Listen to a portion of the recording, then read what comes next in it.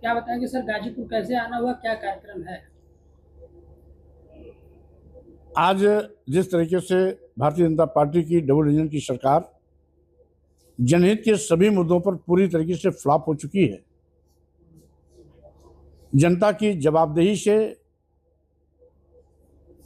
दूर भाग रही है और जिसका नतीजा है कि भाजपा सरकार की गलत नीतियों के चलते आज पूरे देश में बेतहाशा बेरोजगारी बढ़ी है, महंगाई आसमान पर है, गरीबी का आलम यह है कि 80 करोड़ लोगों की जिंदगी 5 किलो 10 किलो चावल पे आके अटक गई है। किसान दर दर की ठोकरें खा रहा है। वादा करने के बावजूद भी किसानों को लाभकारी मूल्य आज तक नहीं दिया गया। पिछले 4 साल से किसानों की एक ही मांग है, न्यूनतम समर्थन मूल्य की घोषणा की जाए, जो अब तक नहीं किया गया। छुट्टा जानवर किसान की हरी भरी फसल की चौपट कर दे रहे हैं। ये अलग से उनके ऊपर आफत का पहाड़ टूटा है। आज योगी जी जो एक महंत के मठाधीश भी हैं, आज उनकी प्राथमिकता हर 400-500 मीटर पर शराब की दुकान खुलाने की रह गई है।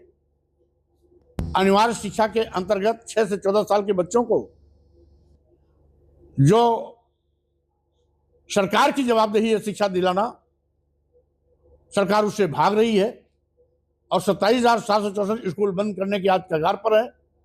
अपनी जनता पार्टी कड़े विरोध के बाद सरकार बैकफुट पे आई, यद्यपि स्कूल बंद करने का फैसला वापस लिया, लेकिन अभी भी स्कूल बंदी पर तलवार लटक रही है। वहीं पर पूरा प्रदेश जंगल राज बन गया है, कानून व्यवस्था ध्वस्त हो चुकी है, गुंडे माफिया अपराधी बेखौफ कानून की धज्जियां उड़ा रहे हैं, सत्ता के गलियारे में चहलकदमी करते नजर आते हैं। आज पूरे देश में SC, ST, OBC पर बड़े पैमाने पर जनजातीय अत्याचार हो रहा है।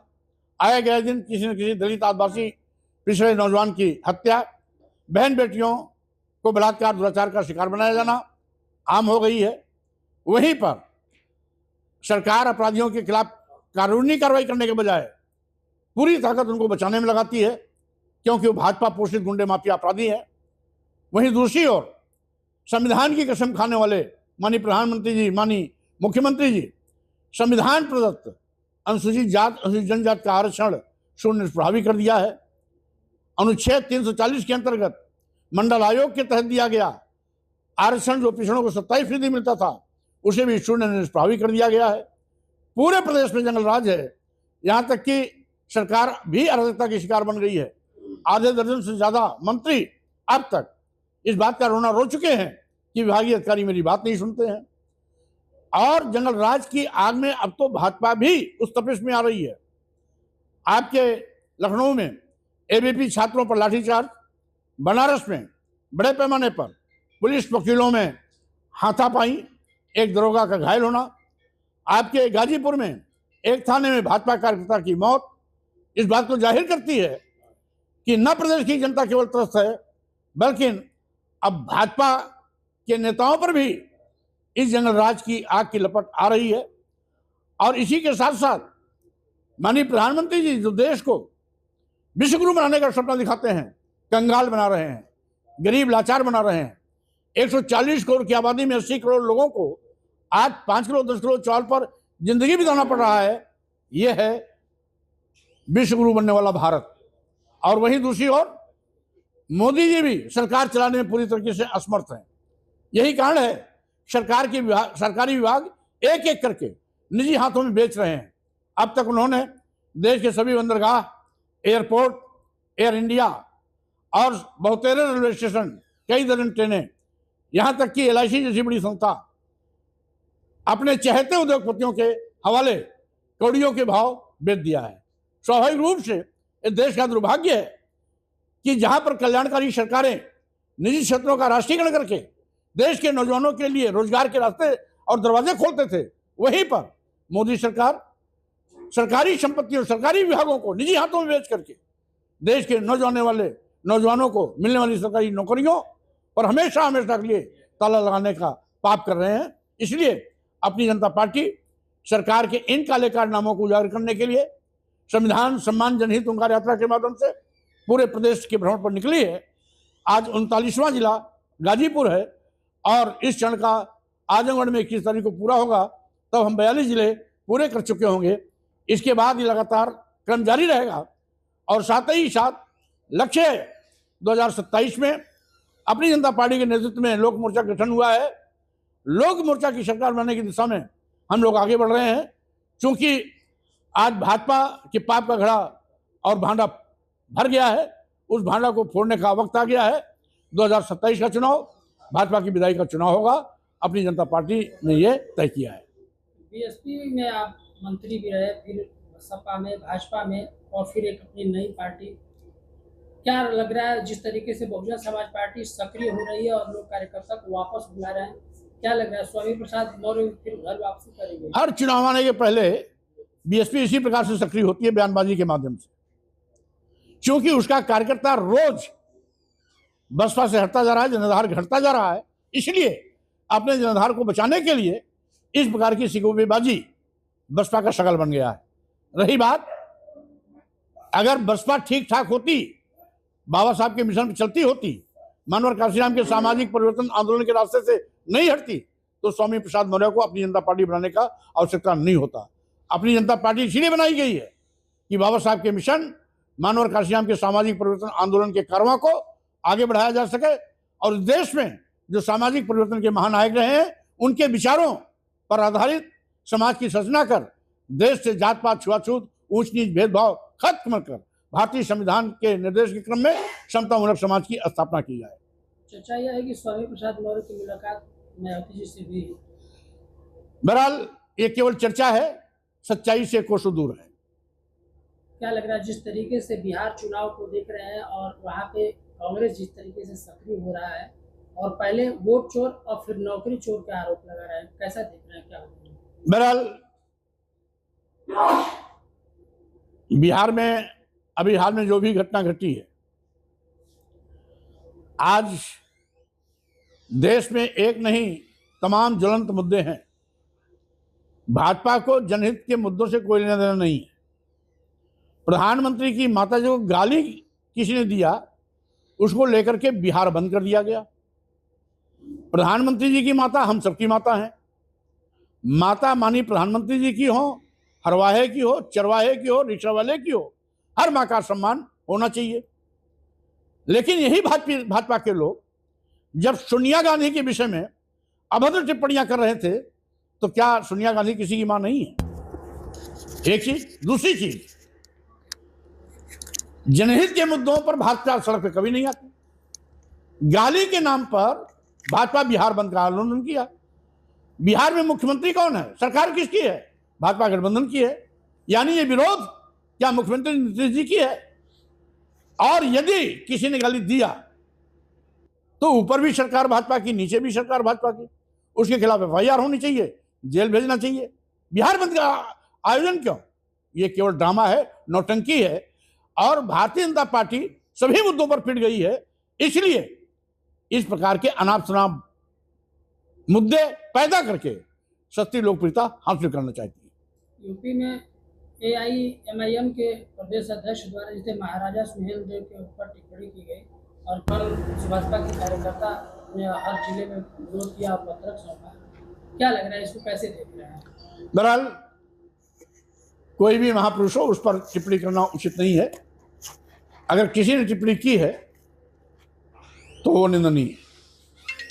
स्वामी प्रसाद मौर्य आने वाले 2027 विधानसभा चुनाव में क्या किसी से गठबंधन करेंगे?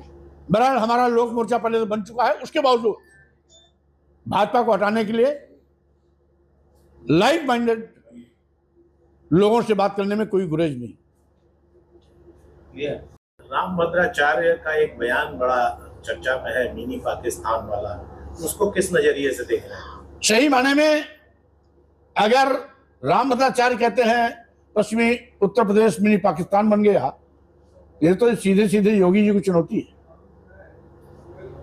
जो हिंदू धर्म का सबसे बड़ा ठेकेदार मुख्यमंत्री के रूप में हो, रामभद्राचार्य का बयान योगी सरकार की असफलता की ओर इंगित करता है। और ताजुब है कि 1100 साल तक इस भारत में मुस्लिम शासक रहे, उस समय हिंदू पर संकट नहीं आया। आज जब मोदी जी प्रधानमंत्री हैं, योगी जी प्रधानमंत्री हैं, हिंदू धर्म के ठेकेदार आज प्रधानमंत्री मुख्यमंत्री कुर्सी पर बैठे हैं, तो उत्तर प्रदेश पाकिस्तान बन रहा है। इसका मतलब हिंदू संकट में है और शर्म आनी चाहिए कि हिंदू की दुहाई देने वाले लोग, हिंदू मुसलमान की गंदी राजनीति करने वाले लोग, हिंदू मुस्लिम के नाम पर सौहार्द तोड़ने वाले लोग आज उत्तर प्रदेश को संभाल नहीं पा रहे हैं। और यही कारण है रामभद्राचार्य जी ने प्रधानमंत्री जी और मुख्यमंत्री जी को कटघरे में खड़ा किया है। अभी नगीना सांसद का एक बयान आया है कल का। उन्होंने कहा है कि रामभद्राचार्य अंधे हैं और समझिए कि वो कितने पाप किए होंगे। बहरहाल किसी की दिव्यांगता पर मैं कोई तंज नहीं कसना चाहता। ये प्रकृति का प्रकोप किसी के साथ हो सकता है, इसलिए ये कोई बहस का विषय नहीं है और ये कोई मुद्दा नहीं है। सर अक्सर आप जो है वो एक रामायण को स्वामी तुलसीदास जी का जो है वो पर एक विवाद आता है, तो इस पर कुछ जनता को आप बताना चाहेंगे क्यों ये नैरेटिव जा रहा है? देखिए, कुल मिलाकर के हम देश के दलितों, आदिवासियों, पिछड़ों, महिलाओं के सम्मान की लड़ाई हमेशा से लड़ते चले आ रहे हैं। हमने तुलसीदास की रामायण का विरोध नहीं किया, बल्कि उनकी कुछ चौपाइयों को इंगित किया जो दलितों, आदिवासियों, पिछड़ों और महिलाओं को अपमानित करती है। हमने इसका उदाहरण भी दिया था कि जय बड़ाधम, तेलु कुम्हारा, सुपच, किरात, कोल, कलवारा, ये जितने भी नाम आए हैं या तो दलित हैं या आदिवासी हैं या पिछड़े हैं।